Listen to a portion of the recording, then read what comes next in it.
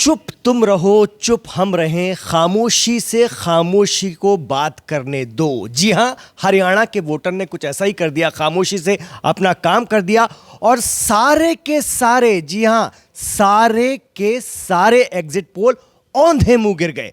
जी हाँ, किसी ने भी ये भविष्यवाणी नहीं की थी कि बीजेपी हरियाणा में इतना अच्छा प्रदर्शन करने जा रही है, सरकार बनाने के करीब पहुंच जाएगी या सरकार बनाने की स्थिति में होगी। ये एक बहुत बड़ा फेलियर एक बार फिर एग्जिट पोल का यही मध्य प्रदेश के चुनाव में भी देखने के लिए मिला था और यही हरियाणा के चुनाव में भी देखने के लिए मिला है। मेरे साथ हमारे team head, team leader Sandeep ji हैं। संदीप जी, ये तो बड़ा गजब हो गया और फिर मैं आप उसी मोड़ पर आ गया हूँ आपके साथ। इस मोड़ से जाते हैं, कुछ सुस्त कदम रास्ते और कुछ तेज कदम राहें, तो हम उसी मोड़ पर खड़े हुए। इस मोड़ पर आप क्या कहेंगे? बड़ा औंधा मुंह गिरा है इस बार एग्जिट पोल। एग्जिट पोल बहुत बुरे पिटे और जैसा लोकसभा चुनाव के समय भी हुआ था, उस समय 400 पार का दावा किया जा रहा था।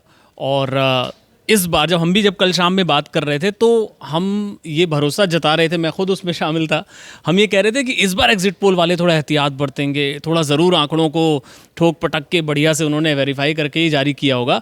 लेकिन ऐसा लग रहा है कि जो ज़मीनी हकीकत कह लें या ये कह लें कि जो जैसा हमने पहले भी चर्चा की थी कि जो कई एंगल्स थे इसमें, जो बहुत सारे इंडिपेंडेंट छोटी छोटी पार्टियां, उन्होंने किस तरीके से नुकसान पहुंचाया कांग्रेस को, या उसके जैसे जो कुमारी शैलजा वाला जो एंगल अब कहा जा रहा है, जिसको शायद थोड़ा अंडर एस्टिमेट करके देखा जा रहा था, वो शायद पकड़ नहीं पाए पोलस्टर्स। और एक बार फिर से एग्जिट पोल की बुरी फजीहत इस मायने में भी हुई कि जम्मू कश्मीर में बता रहे थे कि मामला फंस सकता है, वहाँ पे बहुमत के इर्द गिर्द दिखाया जा रहा था। लेकिन यहाँ पे हम देख रहे हैं जम्मू कश्मीर में कि कांग्रेस और नेशनल कॉन्फ्रेंस का जो गठबंधन है वो बढ़िया परफॉर्म कर रहा है और बहुमत के आंकड़े को पार कर चुका है, टैली लगभग स्टेबल हो चुकी है। लेकिन हरियाणा, जिसके लिए एक भी ऐसा होता है एग्जिट पोल जो ये कह रहा होता कि हाँ बीजेपी के चांसेस हैं, तो हम लोग एक अलग ज़रूर उस पर वीडियो बनाते हैं कि भाई कम से कम एक तो कह रहा है। लेकिन एक भी एग्जिट पोल ऐसा नहीं बता रहा था, सारे के सारे एक लाइन से कह रहे थे कि कांग्रेस आ रही है और आंधी है, सुनामी है, लहर है, तमाम तरह की बातें कही जा रही थी। लेकिन एक बार फिर से मुझे लगता है कि जो क्रेडिबिलिटी एग्जिट पोल्स की वो दांव पर लग गई है। और आइंदा जब कभी किसी चुनाव के एग्जिट पोल दिखाए जाएंगे तो मुझे अब बहुत डाउट है कि लोग इसको मतलब बहुत ही यकीन और भरोसे की नज़र से अब देख पाएंगे। क्या मतदाता के, वोटर के मन को पकड़ना अब इतना मुश्किल हो गया है? खेल कर देता है, वही मैंने कहा ना, खामोशी से खामोशी खेल कर गई। बिल्कुल। अभी न्यूज़ रूम में हमारे कुछ साथी मजाक में कह भी रहे थे कि आजकल होता है कि कोई पोस्टर अगर किसी के पास गया, आपने किसको वोट दिया, तो समझदार हो गए लोग, अब खेलते हैं। लोग कहते हैं कि नाम किसी और का ले लिया, वोट किसी और को दिया था। तो इस तरह की चीज़ें अगर नहीं होंगी तो, क्योंकि डेटा तो वो लोग उसी से निकाल रहे हैं। एग्जिट पोल का मतलब वोटर वोट डाल के बाहर निकला, एग्जिट बाहर निकला, तो उससे बात की और उससे पूछा कि भाई आपने किसको वोट दिया। उसका एक सैंपल फिर एक कलेक्ट किया जाता है और बहुत ही साइंटिफिक तरीके से होता है, उसका एक अपना मेथोडोलॉजी है। लेकिन लगातार अगर आपके सैंपल इकट्ठा करने में अगर आपसे गलती होगी, लगातार अगर आपका जो आंकड़ा है वो गलत साबित होगा, तो जाहिर सी बात है फिर आपको शक की नज़र से देखा जाएगा, या फिर ये देखा जाएगा कि आप दरअसल नब्ज़ लोगों की नहीं पकड़ पा रहे हैं। तो मुझे लग रहा है ख़ासतौर पे हरियाणा के चुनाव में ये बात एक बार फिर साबित हुई है। लोकसभा चुनाव में एग्जिट पोल बुरी तरह पिटे थे, एक बार फिर पिट गए और जो पोलस्टर्स हैं तमाम, उनको अब झांकना होगा अंदर की कैसे चीज़ों को ठीक करना है। नब्ज लोगों की न पकड़ पाना तो कोई कांग्रेस से भी सीखे और जीत कर बाजी को हारना भी कोई कांग्रेस से सीखे। मध्य प्रदेश में भी यही हुआ था, ऐसा लग रहा था जीती हुई बाजी और बुरी तरह हारे, और इधर हरियाणा में भी बिल्कुल सुबह से लेकर अभी तक चीज़ें बदल गई। बिल्कुल। और छत्तीसगढ़ भी इसमें जोड़ लीजिए। छत्तीसगढ़ में जब भूपेश बघेल की सरकार थी, उस समय भी कोई ये नहीं कह रहा था कि सरकार रिपीट नहीं होने जा रही है, लेकिन वहाँ पर भी खेल हो गया और बीजेपी ने एक अच्छी जीत वहाँ पर हासिल की। तो मैं समझता हूँ कि हरियाणा को लेकर भी कुछ इफ एंड बट्स जो बताए जा रहे थे, मसलन कुमारी शैलजा वाला जो फैक्टर था कि लोग कह रहे थे कि प्रचार नहीं कर रही हैं, खुल के नहीं कह रही हैं, तमाम जो मुख्यमंत्री पद के दावेदार आ गए, अरे भाई पहले जीतो तब तो मुख्यमंत्री बनोगे। वो कह रही हैं कि मेरी भी सीएम बनने की इच्छा है, फिर रणदीप सुरजेवाला कह रहे हैं कि काबिल तो मैं भी हूँ भाई। तो ये तमाम चीज़ें जो हो रही थी अंदर खाने, मुझे लगता है कि इसको शायद उतना तवज्जो नहीं दी गई मीडिया में भी, थोड़ा बहुत लोग दिखाते थे, लेकिन ऐसा लगता था कि नहीं, चूंकि 10 साल की सरकार हो गई है, खट्टर साहब बदल दिए गए हैं 9.5 साल के बाद, एक नया सीएम इन्होंने दिया है 6 महीने में, वो क्या ही कर पाएगा। तो मुझे लगता है कि उस फैक्टर को थोड़ा लोगों ने अंडर एस्टिमेट किया, और शायद वो फैक्टर अंदर अंदर काम करता रहा, जिसका नतीजा अब हम ये देख रहे हैं कि बीजेपी वहाँ पे एक बहुमत के आंकड़े को तो पार कर चुकी है, 50-51 के आसपास है, और टैली ऑलमोस्ट सेटल हो रही है। लेकिन इसमें एक जो कांग्रेस ने अब जो बड़ा आरोप लगा दिया है, कांग्रेस ये कह रही है कि चुनाव आयोग की जो वेबसाइट है वो लेट अपडेट हो रही है, और ये वाकई ऐसा है भी। हम भी यहाँ बैठ के लगातार जो उसको रिफ्रेश कर रहे हैं, क्योंकि जो हमारे जो फील्ड में जो रिपोर्टर्स हैं वो बता रहे हैं कि इतने राउंड की गणना हो गई है, और अब ये आगे पीछे, वो जब हम चुनाव आयोग की वेबसाइट पर देखते हैं तो उससे कुछ पीछे बता रहा है। तो अब ये इस वक्त जब हम बात कर रहे हैं तो इससे 2 घंटे बाद हम पकड़ लें तो कितना फर्क और पड़ सकता है, क्या चीज़ें बदल सकती हैं? मुझे इसकी उम्मीद अब बहुत कम है, इसलिए क्योंकि कुछ सीटें ऐसी रह गई, चूंकि बहुत क्लोज कॉन्टेस्ट बहुत सारी सीटों पे हुआ है। तो अब अगर मान लीजिए कोई ऐसी सीट है जहां, जैसे एक आध कोई सीट है जहां पे कुछ 100 वोट का अंतर है, 100 वोट भी नहीं है, कुछ 90 कुछ वोटों का अंतर है, तो उस तरह की सीटें इधर उधर हो सकती हैं।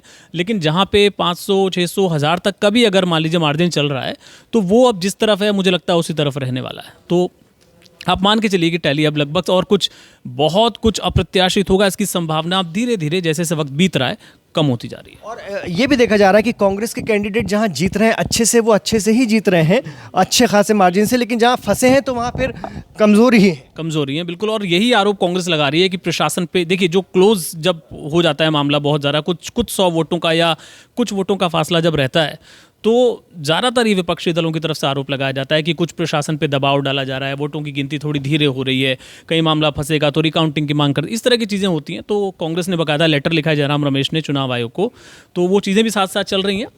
लेकिन अब इसको इसी तरीके से कहा जाएगा कि खिसियानी बिल्ली खंबा नोचे, है ना। तो इसीलिए ये सारी चीज़, हुड्डा साहब कह भी रहे हैं कार्यकर्ता आखिरी तक सेंटर न छोड़ें, और वो सब मनोबल बढ़ाने के लिए रहता है। चीज़ें जो हो रही हैं वो तो दिख रही हैं, लेकिन फिर भी कार्यकर्ता आखिरी तक ना छोड़ें। बिल्कुल, कार्यकर्ता, वो उनका काम है, वो इस तरह की अपील करते हैं। अगर उनको ये लग रहा होगा कि अगर एकदम नेक टू नेक हो जाए, क्योंकि बीजेपी की भी अगर मान लीजिए मेजॉरिटी आती भी है 45-46 अगर हम मानने आंकड़ा, तो उससे 3-4 सीटें ही आगे है। अगर वो अंत तक आते आते एक सीट इधर आ जाए या बिल्कुल उस पर टिक जाए, तो निर्दलीय बहुत इंपॉर्टेंट हो जाएंगे। तो हुड्डा साहब को हम जानते हैं, मैनेजर अच्छे हैं, तो वो सोच रहे होंगे कि कुछ अंत समय में कुछ ऐसा खेल किया जाए। लेकिन वो कुल मिला के आंकड़े पर ही डिपेंड करेगा। अगर आप खुद ही 35 तक सिमट जाएंगे तो कहाँ से क्या क्या जुटाएंगे आप।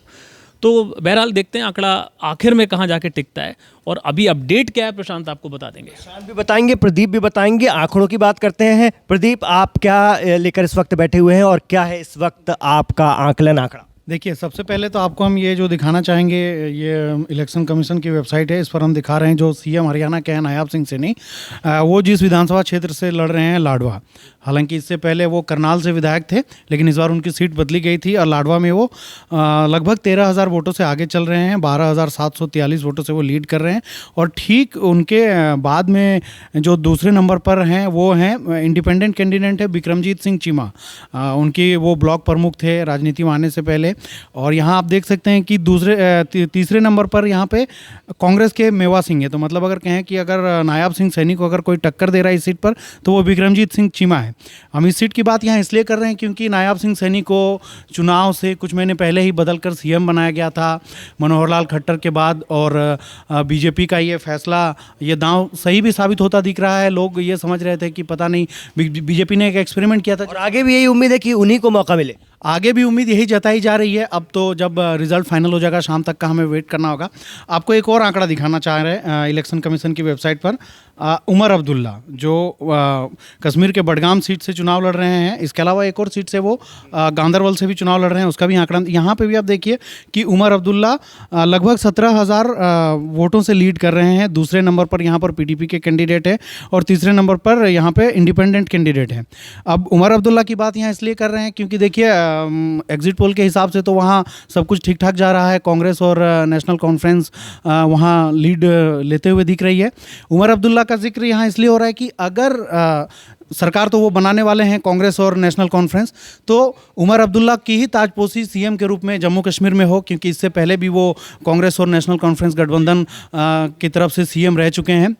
तो इसलिए बार बार यहाँ पे उमर अब्दुल्ला का भी जिक्र करना मैं ज़रूरी समझता हूँ कि और उमर अब्दुल्ला हालांकि लोकसभा चुनाव हार गए हैं, लेकिन विधानसभा चुनाव में वो शानदार वापसी करते हुए नजर आ रहे हैं। नजर आ रहे हैं। ठीक है, बहुत मैं लौटूंगा आपके पास। राहुल जी ताज़ा आपके पास से क्या खबर है इस वक्त?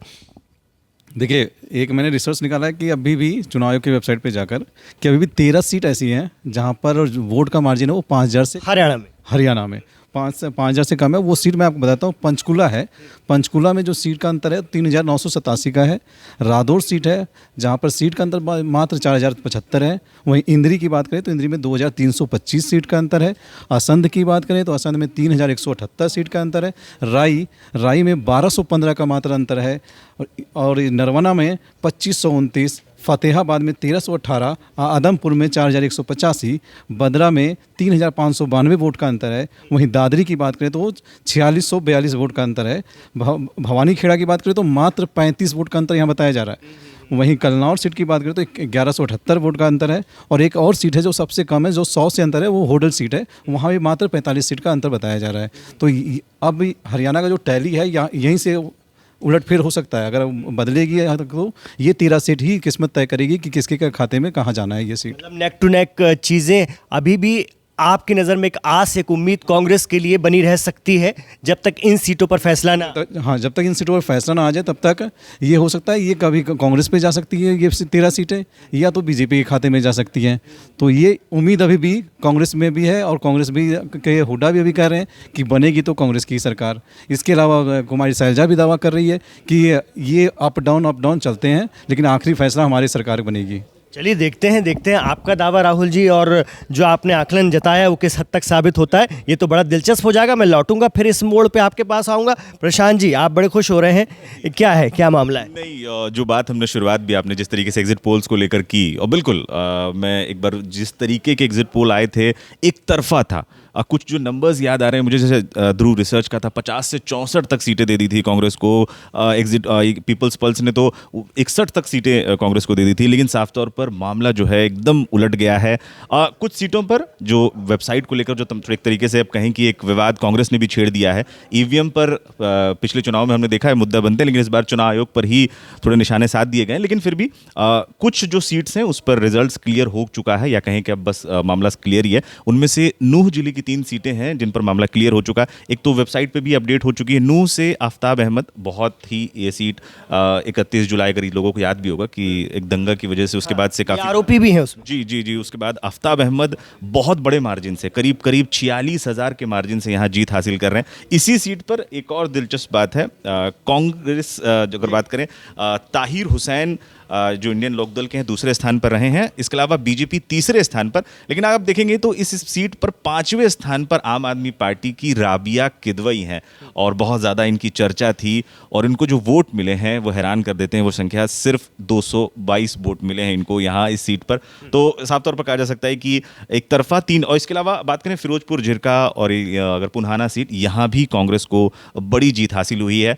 तो इन सीटों को लेकर तो एक तरीके से कहें कि मुस्लिम बहुल सीटें हैं, और लग रहा था कि कांग्रेस यहाँ पर अच्छा करेगी, और एग्जिट पोल में भी नजर आ रहा था। लेकिन ओवरऑल जो एग्जिट पोल हैं बुरी तरीके से फ्लॉप हो चुके हैं। बिल्कुल फ्लॉप हुए। ये देखिए मेरी पूरी टीम, आप देखिए ये लाइव हिंदुस्तान डिजिटल की टीम है, और हम आपको लगातार इनसे मिलवा भी रहे हैं, बात भी करा रहे हैं। मयंक हमारे साथी। मयंक, आप क्या अपडेट लेकर आए हैं? देखिए, जम्मू कश्मीर को लेकर के खासी बड़ी जानकारियां सामने आ रही हैं। किश्तवाड़ की अगर हम बात करें तो किश्तवाड़ से भारतीय जनता पार्टी से जो शगुन परिहार हैं वो जीतती हुई नज़र आ रही हैं। 12 राउंड की वोटिंग है और उसमें से 10 राउंड अभी तक हो चुके हैं। किश्तवाड़ की अगर हम बात करें तो शगुन परिहार आगे चल रही है। इसके अलावा अगर हम कुछ और भी यहाँ पर देखते हैं तो बडगाम से अगर हम बात की जाए तो बडगाम से यहाँ पर उमर अब्दुल्ला जीत चुके हैं। लगभग 18,500 वोट से वो चुनाव जो है वो जीत चुके हैं। और इसके अलावा अगर हम कुछ और सीटों पर भी आपको दिखाएं तो अनंतनाग का मामला जो है वो थोड़ा सा दिलचस्प बनता हुआ नजर आ रहा है। यहाँ पर इंडियन नेशनल कांग्रेस जो है वो लगभग 6,680 वोटों से 9 राउंड की जो वोटिंग थी और 9 राउंड की संपन्न हो चुकी है। यानी कि इंडियन नेशनल कांग्रेस पार्टी यहाँ से जीत चुकी है। पीरजादा मोहम्मद सैयद जो है यहाँ से वो चुनाव लड़ रहे थे और उन्होंने महबूब बेग को, जो पीपल्स डेमोक्रेटिक पार्टी से हैं, PDP से हैं, उन्हें हरा दिया है। तो कुल मिलाकर के जम्मू कश्मीर का जो मामला है वो भी बड़ा दिलचस्प दिलचस्प बनता हुआ नजर आ रहा है। और खास तौर पे इसमें ध्यान देने वाली बात यह है कि नौशेरा से, जो कि बीजेपी से रविंद्र रैना थे, और उनको एक तरह से सीएम फेस के रूप में भी प्रेजेंट किया जा रहा था, और उनके भी चुनाव हारने के जो है वो आसार नजर आ रहे हैं, और एक बड़े अंतर से, एक बड़े मार्जिन से वो चुनाव हारते हुए नजर आ रहे हैं। बिल्कुल, बहुत लंबे वक्त तक बीजेपी का चेहरा रहे हैं रविंद्र रैना, एक अच्छे वक्ता के तौर पर भी जाने जाते हैं जम्मू रीजन से, लेकिन चुनावी राजनीति में पिछड़ जाते हैं, ये भी उनके साथ अक्सर हुआ है। जी दिव्यांशु, आपके पास कोई अपडेट? बिल्कुल, मेरे पास एक अपडेट है, छोटी सी अपडेट है कि अनिल विज जो अभी तक पिछड़ रहे थे वो फिलहाल आगे हो चले हैं। स्क्रीन पर आप देख सकते हैं कि फिलहाल 1077 वोटों से वो आगे हैं, और अभी भी काउंटिंग जो है वो 7 राउंड की ही हो पाई है, और 16 राउंड टोटल होने हैं। लेकिन एक चीज़, चूँकि आपका जो ये विषय था वो इसी पे था कि एग्जिट पोल किस तरीके से वो गलत साबित हो रहे हैं, तो इसमें एक चीज़ मैं कहना चाहता हूँ कि मुझे अब जहाँ तक लग रहा है कि जिस पार्टी को एग्जिट पोल प्रेडिक्ट करे कि वो आ रही है, तो अब हमें मान के चलना पड़ेगा कि वो नहीं आएगी, दूसरी ही आने वाली है।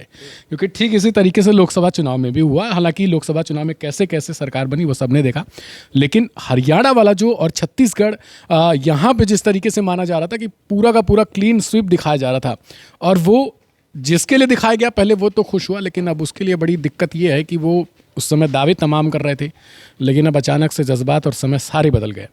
तो एग्जिट पोल को लेकर अब ये चीज़ हो चुकी है कि जिसके बारे में दिखाया जाए उसे तो ना ही मान के चला जाए। बिल्कुल, तो एग्जिट पोल वालों को अगले बार से नारा, ये गाना रखना भी पड़ेगा कि रोते रोते हंसना सीखो और हंसते हंसते रोना, हमारे भरोसे बहुत ज़्यादा नहीं रहना।